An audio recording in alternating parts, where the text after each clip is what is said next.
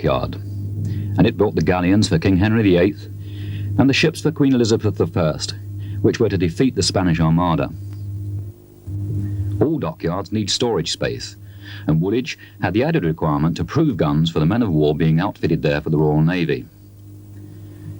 In 1621, the Crown therefore purchased Tower Place in the Woolwich Warren, together with 31 acres of land to provide this additional storage space.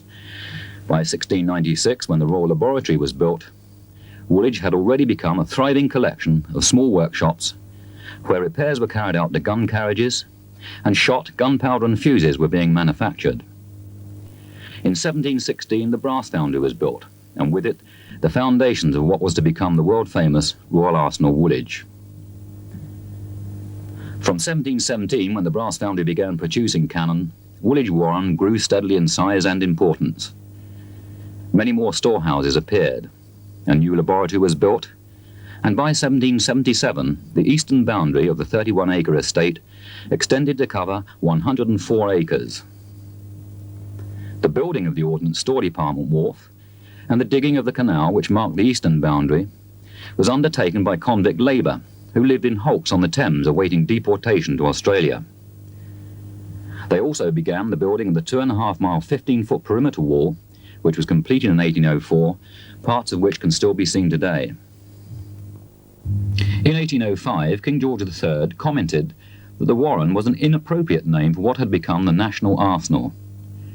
The Master General of the time agreed, and as a compliment to the King, instructed that the Warren should henceforth be called the Royal Arsenal.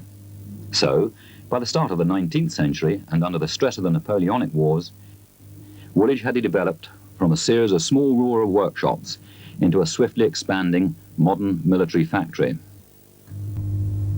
Meanwhile, the start of the Crimean War and the experience of the Industrial Revolution had an enormous impact upon the arsenal. The introduction of steam-driven machinery and the capacity to manufacture guns of any caliber, with their carriages and their ammunition, all on one site, had turned Woolwich into a major industrial centre in its own right. It had its own gasworks, a railway, which eventually boasted 130 miles of track and over 1,300 units of rolling stock. It had its own proof yards and vast munitions storage capacity. The Boer War of 1899 once again caught the country unprepared, but the arsenal once more met the sudden challenge, expanding production to meet demands. As a result of lessons learned, the authorities made attempts to put the arsenal on such a footing as to be able to increase their normal output in times of national emergency.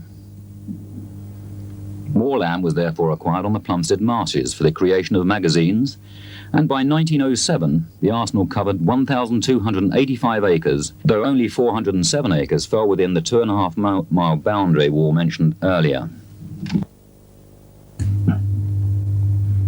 The arsenal was well prepared to face the demands of World War I, but soon found the manpower and material requirements far in excess than anything seen before. Many thousands of women were soon employed in jobs traditionally undertaken by men who were now required for the front.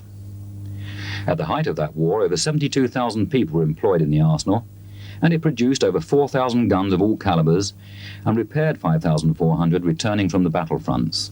It also produced some 26 million filled and unfilled shells, besides a multitude of warlike stores ranging from soldiers' equipment to the early tanks. A brief spell of reduction in support of the Korean War in the early 1950s was insufficient to justify the maintenance of such a large wasting complex in a heavily congested area of London.